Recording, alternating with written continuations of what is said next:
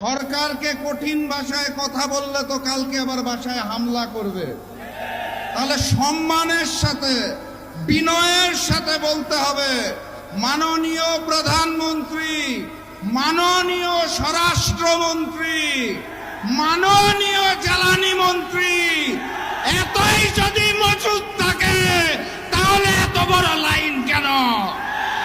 এই মজুদ কোথায় রেখেছেন? নতুন হাওয়া ভবন কোথায় সৃষ্টি করেছেন? সম্মানের সাথে বলা হয়েছে তো নাকি? আলহামদুলিল্লাহ।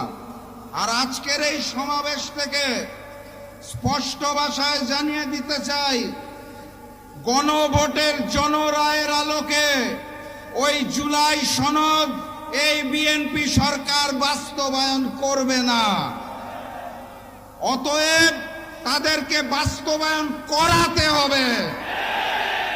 আর আমাকে যারা প্রতিদিন প্রতিনিয়ত হত্যার হুমকি দিচ্ছেন তাদেরকে স্পষ্ট ভাষায় জানিয়ে দিতে চাই, বাংলাদেশের মানুষের সাথে বেইমানি করে দিল্লির সামনে মাথা নত করে আপনাদের মতো প্রতিদিন ধুকে ধুকে মরব না।